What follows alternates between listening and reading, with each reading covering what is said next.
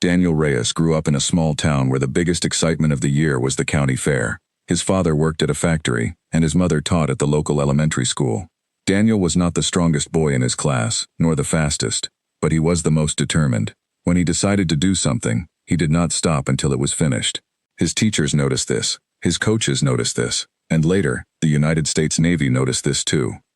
He joined the Navy at 18, right after high school. He did not know exactly what he wanted from life, but he knew he wanted to serve something bigger than himself. Years of training followed. Long runs before sunrise, cold water exercises that tested his patience more than his muscles, nights without sleep that tested his mind more than his body. Slowly, step by step, Daniel became one of the very few people selected to join the Navy SEALs, an elite group known for discipline, courage, and quiet strength. By the time he turned 25, Daniel had already been on several missions overseas. He learned to trust his team completely, because in his line of work, trust was not just a nice idea, it was survival. His unit became like a second family. They ate together, trained together, and looked out for one another in ways that words could never fully explain. It was during his second major deployment that Daniel's life changed forever, though he did not realize it at the time. His team was assigned to a difficult mission in a remote region. The details of the mission were complicated, but the goal was simple: protect innocent people and complete the task safely. Things did not go as planned. A situation turned dangerous very quickly, and in the confusion, a young member of his team, a private who had just turned 20, was badly hurt. Daniel did not think, he acted. He picked up the young soldier and moved as fast as he could through unfamiliar streets, searching desperately for anywhere that could offer help. The night was dark, and Daniel's chest burned from carrying the extra weight, but he did not stop. He could not stop. Somewhere in his mind he understood that stopping meant losing the young man in his arms. Then, through the darkness, he saw a small light. It came from a modest building at the edge of a quiet street, a building that looked like it had seen better days but still stood strong. Daniel ran toward it with the last of his strength. Inside was a small clinic, simple but clean, run by a woman who introduced herself only as Elena. She was in her 60s, with silver hair tied back and hands that moved with the calm confidence of someone who had done difficult work many times before. She did not ask Daniel where he came from. She did not ask what army he served or what mission he was on. She looked at the injured young man, and without hesitation, she told Daniel to place him gently on the table. For the next hour, Elena worked with quiet focus. Daniel stood beside her, following her instructions exactly. Hold this, press here, hand me that. Her voice remained calm, even when the situation felt anything but calm.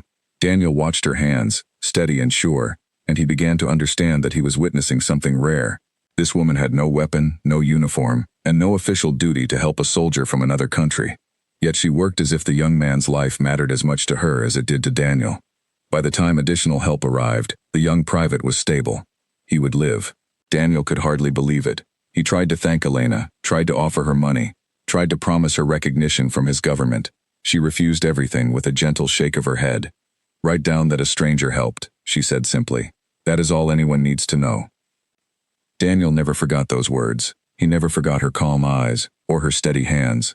That night stayed with him long after he returned home, long after the deployment ended, long after the young private grew up, got married, and had children of his own. Whenever Daniel struggled with difficult memories from his time in service, it was not fear or hardship that came to his mind first. It was Elena's quiet kindness in the middle of chaos.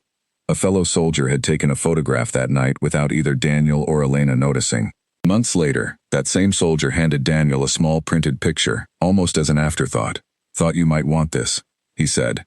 In the photograph, Elena stood in the doorway of her clinic, illuminated by the single light that had guided Daniel to her that night. From that day forward, Daniel carried the photograph everywhere.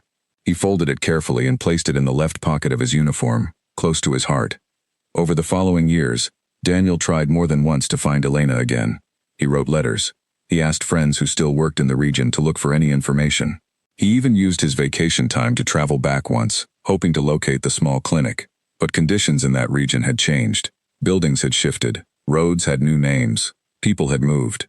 Each time, his search ended without success. Yet Daniel never stopped believing that one day he would find her. He never told his commanding officers about Elena. He never told his teammates the full story either, though many of them noticed the folded photograph he carried and respected his privacy enough not to ask too many questions. Even his wife, whom he married a few years after that deployment, did not learn the complete story until many years later, and even then, only in small pieces. "Who is she?" his wife once asked, noticing the photograph while helping him pack for another assignment. "She's the reason I'm still standing," Daniel replied simply, the same words he always used, before gently placing the photograph back into his pocket. Years passed. Daniel completed more missions, trained new recruits, and slowly rose through the ranks.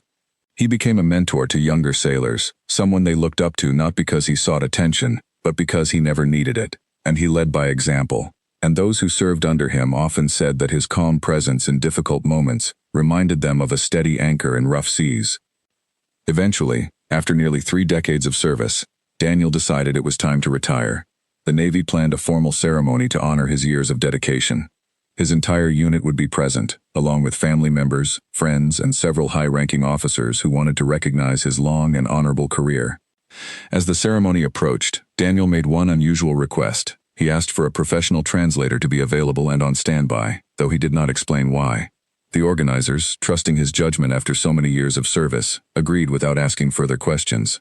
Weeks before the retirement ceremony, Daniel had finally received news he had waited over a decade to hear. Through the help of a persistent volunteer working with an international aid organization, he learned that Elena was still alive. She still lived in the same general region, now in her 80s, still remembered by many locals as the woman who had never turned away anyone in need of help. When Daniel received the confirmation, his hands trembled as he read the message on his phone. He sat quietly for a long time, simply staring at her name on the screen, unable to believe that after all these years, he had finally found her. He arranged, through careful planning and the help of several kind organizations, for Elena to travel to attend his retirement ceremony. He wanted it to be a surprise, not just for the audience, but especially for her. On the day of the ceremony, the room was filled with sailors in dress uniforms, family members holding small flags, and photographers capturing the important moment. Daniel stood at the front, his chest covered in medals earned through years of dedicated service. When it was his turn to speak, he did not talk about missions or medals. Instead, he reached into his pocket and pulled out the same worn photograph he had carried for over a decade. He held it up so everyone could see. "This is not a photograph of a mission," he said, his voice steady despite the emotion behind it. "This is a photograph of the reason I am standing here today." He told the story slowly, carefully choosing simple words so that everyone in the room, regardless of their background, could understand the depth of what happened that night. He spoke about the darkness, the fear, and the small light that guided him toward help. He spoke about a woman who asked no questions, who saw only a person in need, and who gave everything she had to save a life that was not even from her own country. "For 11 years, Daniel continued, I searched for her. I wanted to thank her properly. I wanted her to know that because of what she did, a young man grew up, married, and became a father. Because of what she did, an entire family exists today that would not have existed otherwise." He paused, took a deep breath, and looked toward the back of the room. "Today, I finally found her, and I asked her to come."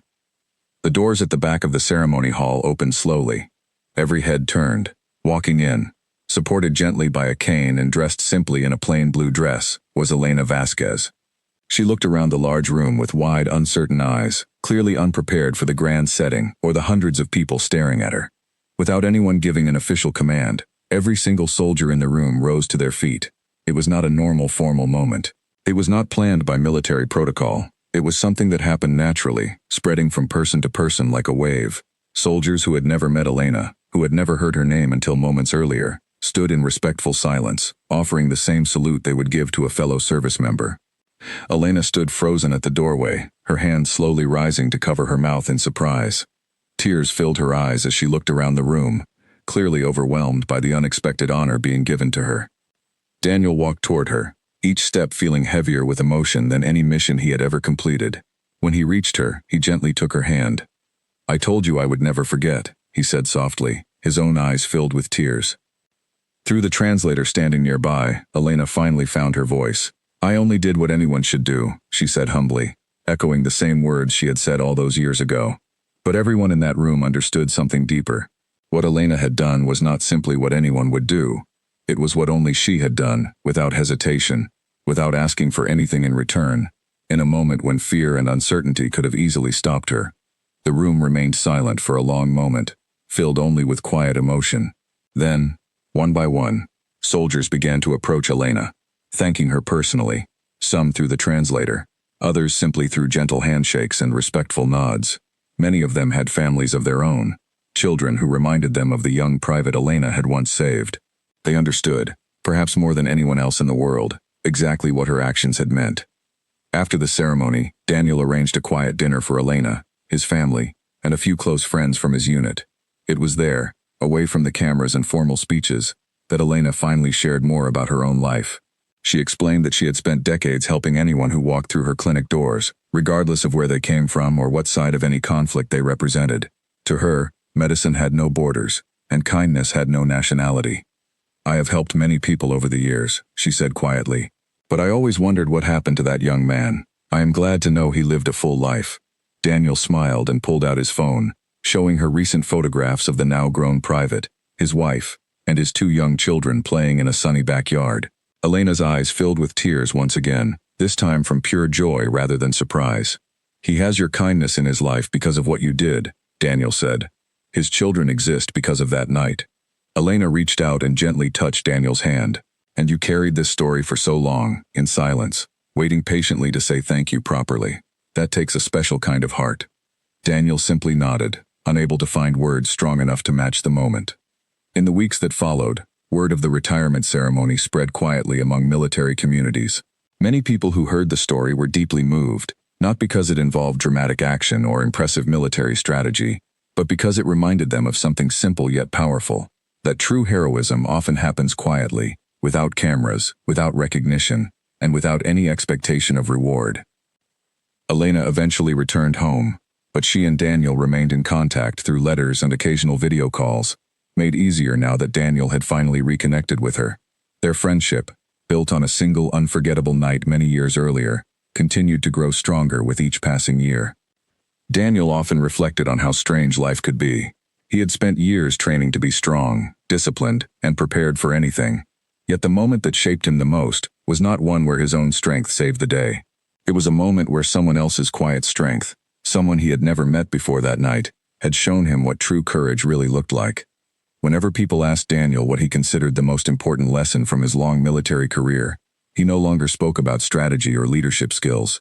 Instead, he simply said, "Sometimes the bravest people you meet are not the ones carrying weapons.